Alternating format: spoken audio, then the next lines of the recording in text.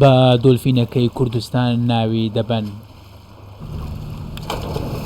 بە جوولە سەیرەکانی هەمووانی سەرسام کردووە.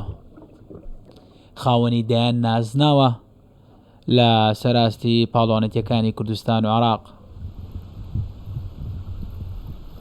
توانە نامیق گەنجێکی شاری هەولێرە بە کۆمەڵێک جوولەی سیر سەرکێشی دەکات لە نێواو کاکم کەس دەتوانێت ئەنجامی بدات.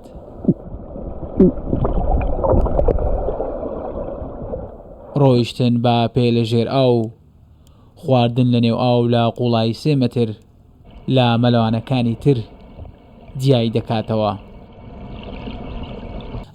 ئەو شتەی کەوای لێ کردیمە من ئەو سەرکەشیانە بکەم زیاتر تەنها سێکانە، تەنها هەوایە، حرەکەی دەست و هەوایە. ئەگەر خوارد نەکەوی بەسەر ئاو نەکەوی دەتانم دەمینێمەوە لە بن ئاوێ 3 دقە 4 دقە دەتانم احتیاجی نام بخۆم، دەتانم کامل نوێژ بکەم لە بن ئاوێ. مەترەک و 65 بەرزە لە ژێرەوە بێەوەی دەست بە دوار بگرم دەستم لە ڕەمپەکەی دەم ئەوە لە کوردستان وەبزەم کەس ناتوانێت تەعداشم کردی کەس ناتوانێت حرەکە بکاتەوە. نوێشکردن لە نێو ئاو، خەوتن لە سەر ئاو لە ژێرەوەی ئاو سەرکێشێکی تری ئەم مەلەوانەیە.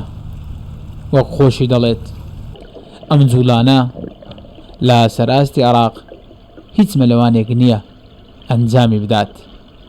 هەر بەمەش ناوەستێت لە داهاتوو بەنیازە گەورەترین سەرکێشی ئەنجام بدات بۆی ناوی بچێتە نێو کتابی گینس بۆ ژمارە پێوانەیەکان. دەمەوێت تەحدیدی بکەم، تەحدیدی هەموو عالم هەموو جیان بکەم لە دەمونێکە لە بۆ ئەمریکا 185 کیلۆمەتر مەلەوانی بکەم بە هەفتە تەواوی دەکەم. ئەگەر پشگیریم بکە حکوومەتی هەرێمی کوردستان ئەمن ئەو ڕێکۆردی دەشێنم. 2008 تا 2019 15 بوتوڵەی کوردستان یەکەم بووم، 6 بوتوڵەی عێراق توانیتم نەتیجەی بینیم. لەو 6 بوتوڵەی عێراق لە 4 بوتوڵە باشترین یاریزانی عێراق دەچم و توانە نامیق لە ساڵی 2008ەوە بەشداری لە پاڵۆنەتیەکانی عێراق و کوردستان دەکات. خاوەن چەندین دەستکەوتی جۆرا و جۆرە لە سەراستی پاڵۆنەتیەکان. دەرباس ئەحمەد، کوردستان 24 هەولێر.